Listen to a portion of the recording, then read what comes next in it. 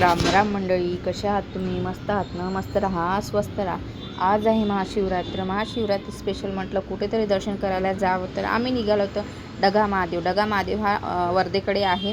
वर्धेच्या पहिलेच येते आणि ते खूप जंगलामध्ये आहे, ते पहाडावर आहे. तर पहाडावर चढत जावं लागते. पहाड एवढा मोठा आहे. तर बघा, हे आम्ही समृद्धी हायवेवर निघालो आहे. त्या समृद्धी हायवेचा छान गार्डन इतकं सुंदर वाटलं आणि रोडच्या बाजूलाच आहे, तर खूप छान वाटत होता व्ह्यू. मग मी तिचा थोडासा शूट घेतला. मग आम्ही समोर निघालो आणखी. तर कंटिन्यू तिचा शूट घेतल्यानंतर आम्ही निघालो अमरावती रोडने निघाल्यावर आम्हाला घ्यायचं होतं चहा. तर आम्ही स्टॉप घेतला. मग चाय घेतला रावांनी चाय घेतला, लाडूने बिस्किट घेतले. बघा किती छान यम्मी यम्मी यम्मी यम्मी खात आहे लाडू. आणि लाडूला फिरायला खूप आवडते. त्यानंतर आम्ही निघालो आणखी समोर ढग्याला निघालो. मग ढग्याला निघता आम्हाला एक छोटंसं गाव भेटलं. त्या गावापासून म्हणजे 25 किलोमीटर ते ढगा होतं. तर मग तिथे थांबलो आम्ही थोडंसं, आणखी कंटिन्यू निघालो. मग निघताना एवढा भयानक जंगल बघून तुम्ही इथं खूप म्हणजे विचार केला की इथे कोणती गाडी नाही दिसत, काही नाही. तर कंटिन्यू बघा, एक गाडी नाही आणि इथे वाघ कंटिन्यू राहते, वाघ येते, त्यांचं आहेच. ढोरं वासरं हे सगळे जंगलामध्येच असतात. तर बघा, आम्हाला म्हणजे एकच गाव भेटलं ते. आणि मग तिथे पोलिसची वगैरे थांबले होते पोलीस लोक पार्किंगला. तर बघ, त्यानंतर आम्ही कंटिन्यू निघता एवढं जंगल काही संपायचं काम घ्यायच नाही. कंटिन्यू टर्न, असे भारी टर्न होते बापरे. जंगल आणि गाडी नको दिसायला एक पण. हे नंतर आमच्या मागून गेलेली गाडी होती. असे म्हणजे टर्न होते भारी. ही नदी होती ढगा महादेव एंट्री करणे, म्हणजे इथून पण ही नदी ढगा महादेवला म्हणजे पार करून जावं लागते ही अशी. आणि हा जंगल काही संपत नव्हता. फायनली आम्ही आलो आहे ढगा महादेव. आमची आता इथून एंट्री होणार आहे. तर बघा तुम्ही आमची एंट्री, पोलीस पायरी वगैरे सगळं होतं तिथे.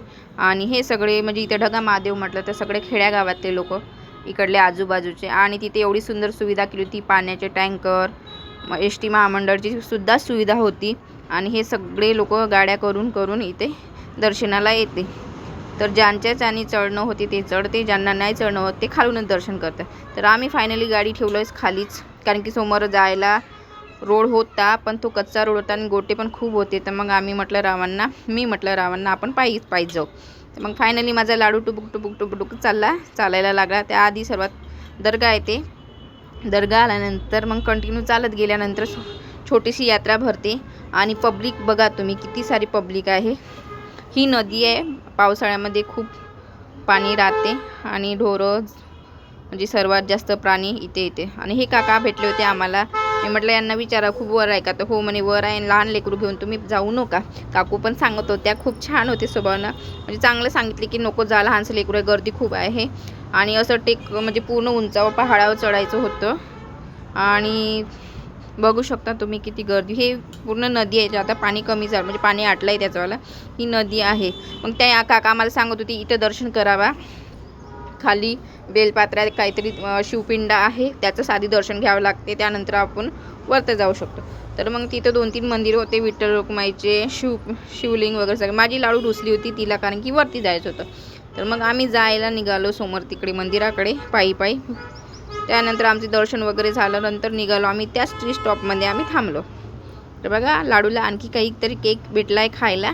आम्ही चहा वगैरे घेतला, चहा खूप टेस्टी होता. आणि लाडूबाई पण खूप खुश होती. रिटर्न जायसाठी निघल्यावर आम्ही तिथे अजून स्टॉप घेतला आहे. हा तिथचाच व्हिडिओ आहे. तर बघा, लाडू कशी छान बिस्किट खात आहे आणि आपल्या पप्पाला पण सांगत आहे. अशी नाराज पण झाली होती, तिच्या मनाचं झालं की तिला चांगलं वाटते. त्यानंतर मग आम्ही निघालो आहे नागपूरला यायसाठी. तर नागपूर येताना आम्ही इथे शूट घेतला आहे. तलाव होता तिथे, मग आम्ही तिथून थोडा शूट घेतला आहे. खूप चांगलं वाटलं आहे तिचा शूट. हा तलावाचं नाव आहे वेना तलाव असं म्हणते याला. आम्ही मग तिथे थांबलो. मच्छी पकडण्यावाल्याचे म्हणजे हे आहे नाव. तर सन पॉईंट बघा किती छान होता ना. आजचा दिवस आमचा असा. तर नक्की सांगा कसा वाटला.